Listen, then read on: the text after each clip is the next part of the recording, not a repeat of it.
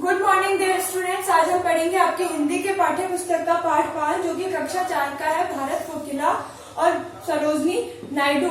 भारत कोकिला की उपाधि ही सरोजनी नायडू को मिली थी, जैसा कि हम अपने पिछले वीडियो में पढ़ चुके हैं। सरोजनी नायडू कौन थी, इनके माता पिता कौन थे, इनको किस चीज की उपाधि मिली थी सरोजनी नायडू को, और इनके पिताजी क्या करते थे, माताजी क्या करती थी, हम ये सब पढ़ चुके। इन्होंने कौन सी पुस्तक लिखी थी, कौन से निबंध लिखे, हम ये सब पढ़ चुके हैं। तो आज हम अपना अधूरा पाठ शुरू करते हैं।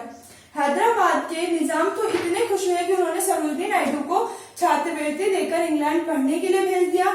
इंग्लैंड में उन्होंने पढ़ाई के साथ साथ अंग्रेजी में कविता लिखनी जारी रखी। इंग्लैंड में उन्होंने पढ़ाई के साथ साथ कविता भी लिखती है, और जो हैदराबाद के निजाम होते हैं वो उनको छात्रवृत्ति देकर इंग्लैंड भेजते हैं।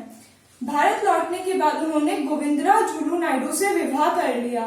उनका जिससे विवाह होता है वो गोविंदराजुलू नायडू है। उन दिनों भारत स्वाधीनता की लड़ाई लड़ रहा था, और स्वतंत्रता संग्राम ने सरोजनी नायडू को इतना प्रेरित किया कि वह संग्राम में कूद पड़ी।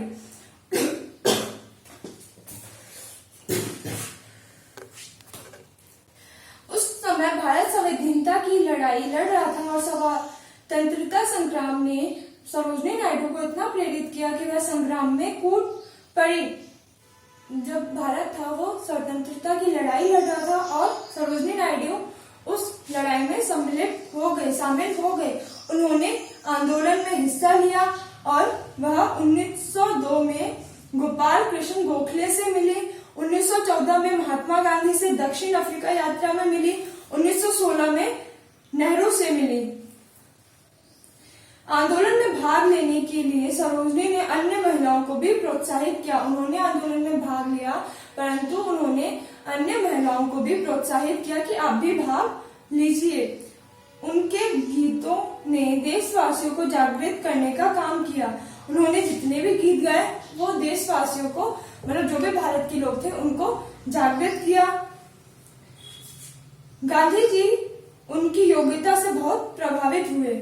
जब उन्होंने विचारों को जगाया, औरतों को ये कहा कि आप भी स्वतंत्रता संग्राम में भाग लीजिए, हिस्सा लीजिए, तो गांधी जो थे उन्होंने भी उनकी जो योग्यता देखी कि वह किस प्रकार महिलाओं को प्रेरित कर रही है, वह देखकर बहुत खुश हुए। धीरे धीरे सरोजनी नायडू की गिनती बड़े नेताओं में होने लगी। सरोजनी नायडू वाणी में जादू था, वह कुशल वक्ता थी। उनकी जो वाणी थी वो बहुत ज्यादा सुरीली थी, वो बहुत अच्छे भाषण देती थी। लोगों की भीड़ वहां उमड़ पड़ती थी जहां सरोजनी नायडू होती थी। उनकी इसी योग्यता के कारण 1925 में कानपुर अधिवेशन में उनको भारतीय राष्ट्रीय कांग्रेस की अध्यक्षता मिली। उन्हें भारतीय राष्ट्रीय कांग्रेस का अध्यक्ष चुना गया था। पहली बार हुआ था कि वह बड़े पद का गौरव किसी महिला को प्राप्त था। ऐसा पहली बार हुआ कि कोई बड़ा पद किसी महिला को मिला। स्वतंत्रता आंदोलन से जुड़े होने के कारण सरोजनी नायडू को जेल यात्रा करनी पड़ी। स्वतंत्रता आंदोलन से जुड़े होने के कारण सरोजनी नायडू को जेल यात्रा भी करनी पड़ी थी।